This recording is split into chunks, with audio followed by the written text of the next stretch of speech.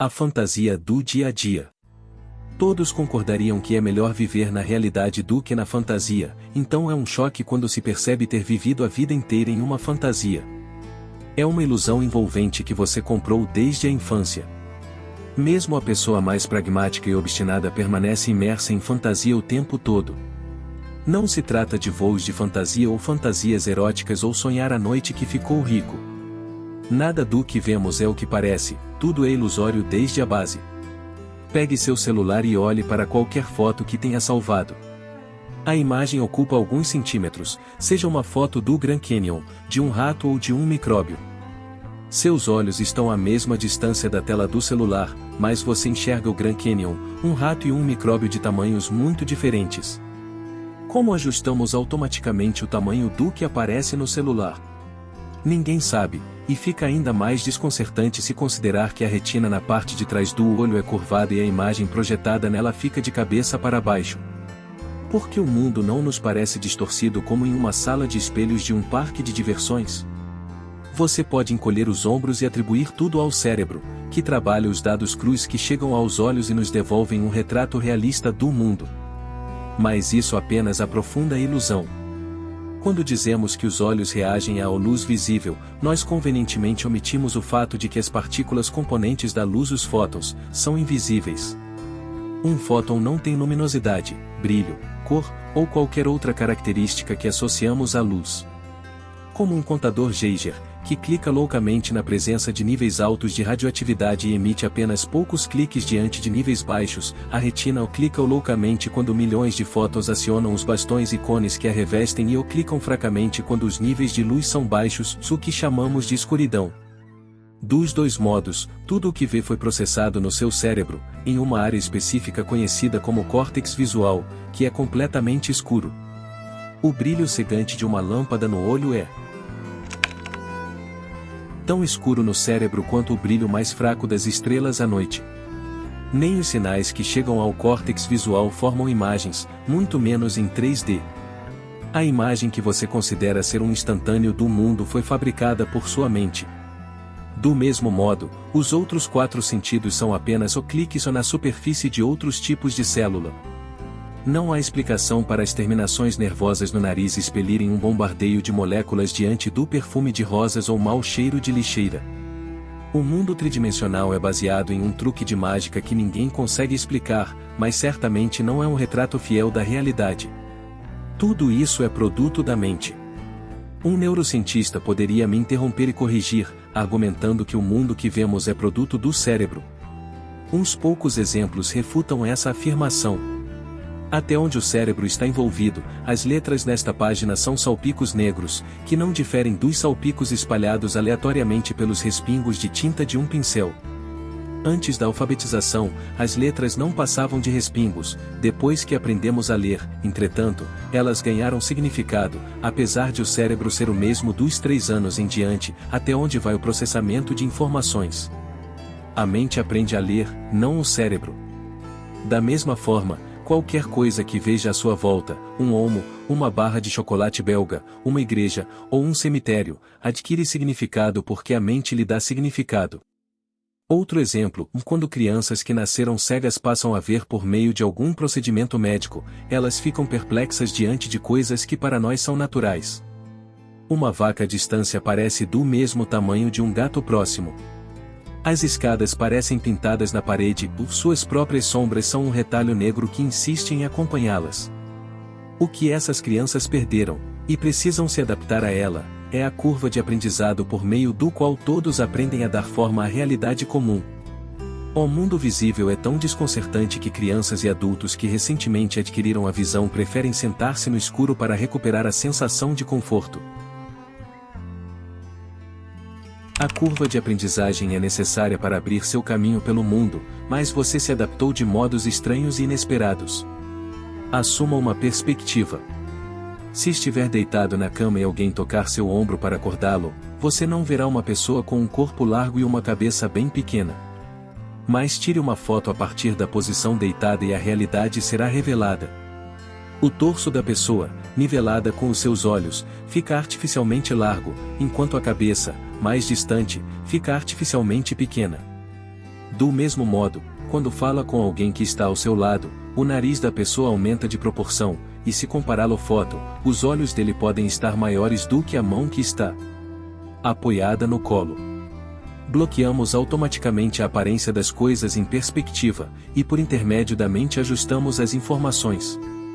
O dado que alcança o olho relata que o quarto em que está sentado tem paredes que se aproximam cada vez mais até um final longínquo, mas você sabe que o quarto é quadrado, então ajusta a informação para corresponder ao fato. Você sabe que o nariz é menor do que a mão, necessitando de um ajuste semelhante. O que realmente causa um choque é que tudo o que vê precisa ser ajustado. Moléculas pairando no jardim são ajustadas em fragrâncias.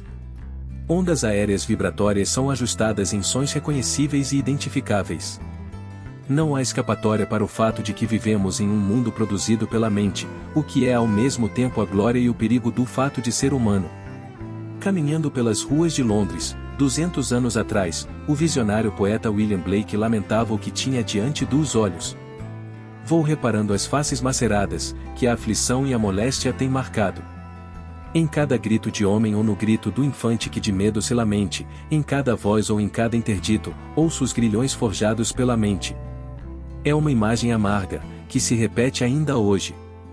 As pessoas têm vagado por todos os tipos de sofrimento e dificuldade oriundos de uma crença profundamente arraigada de que somos destinados a levar tal existência.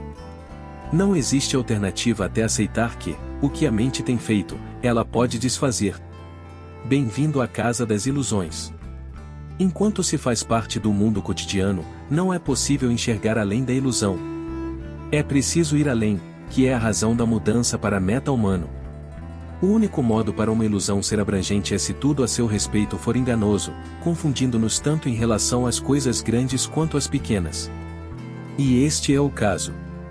A mente humana construiu tudo para ajustar-se desde a estaca zero. Em certo sentido, este livro foi escrito simplesmente para convencê-lo de que sua realidade pessoal é totalmente produzida pela mente, e não apenas pela sua mente. Como passou a vida adaptando-se à realidade artificial que herdou quando criança, você precisa empreender uma jornada para descobrir a diferença entre realidade e ilusão. Para qualquer um que aceite o mundo físico ou lá fora como totalmente real, a noção de um mundo produzido pela mente parece absurda. Uma coisa é ser atingido por uma ideia, outra coisa é ser atingido por um raio. A diferença é tão óbvia que não confiaria em ninguém que lhe dissesse que os dois eventos seriam um só. Mas algumas das mentes mais brilhantes disseram exatamente isso. É aí que tudo começa a ficar fascinante. Max Planck, brilhante físico alemão, foi uma figura importante na revolução quântica, na verdade, foi ele quem cunhou a expressão mecânica quântica. Em uma entrevista em 1931 para o jornal londrino Observer, Planck disse: "Vejo a consciência como fundamental. Enxergo a matéria como derivada da consciência. Não podemos nos colocar atrás da consciência. Tudo sobre o que falamos, tudo o que vemos como existindo, pressupõe consciência. Em outras palavras, a consciência é fundamental. Se isso for verdade, então as rosas desabrochando em um jardim inglês fluem da mesma fonte que o quadro de uma rosa. Essa fonte é a conscientização, a sua conscientização. Sem consciência, não se pode provar a existência de nada. Apenas sendo consciente, você participa do mundo produzido pela mente e ajuda a criá-lo diariamente. A beleza desse entendimento é que, se a criação nasce da consciência, podemos remodelar a realidade desde sua fonte." Planck não estava sozinho em sua reinterpretação da realidade, afastando-se do físico em direção ao mental. Todo o esforço da revolução quântica era para desmontar a visão comum de que o mundo é material, sólido e tangível. Outro brilhante pioneiro quântico, o físico alemão Werner Heisenberg, disse: "Do que vemos não é a natureza em si, mas a natureza exposta ao nosso método de questionamento." As implicações dessa declaração são surpreendentes. Olhe através da janela e pode ser que veja uma árvore, uma nuvem, uma faixa de grama ou o céu. Coloque qualquer dessas palavras na sentença de Heisenberg no lugar da palavra natureza. Você vê uma árvore porque pergunta por uma árvore. Vê uma montanha, uma nuvem, o céu pela mesma razão. Como observador, tudo o que está do lado de fora da janela acaba sendo por meio das perguntas que está fazendo. pode não ter consciência de estar fazendo perguntas, mas apenas porque elas foram feitas muito antes.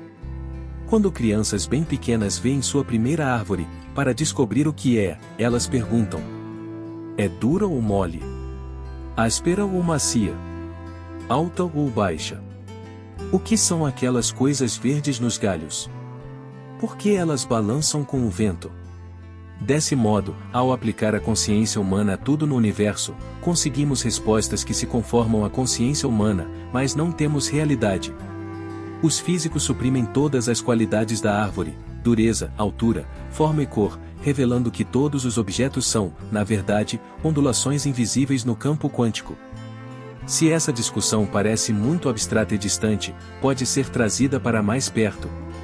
Seu corpo está sendo criado na consciência neste exato minuto, de outro modo não existiria. Mais uma vez, Heisenberg pode levar o crédito por ter chegado a essa definição antes. Os próprios átomos ou partículas elementares não são reais, eles formam um mundo de potencialidades ou possibilidades. Mas no mundo comum, onde o corpo é o nosso escudo, sistema de sustentação da vida e veículo pessoal para se movimentar, torna-se necessário defendê-lo. Pensar o nosso corpo como uma ilusão da mente é muito perturbador.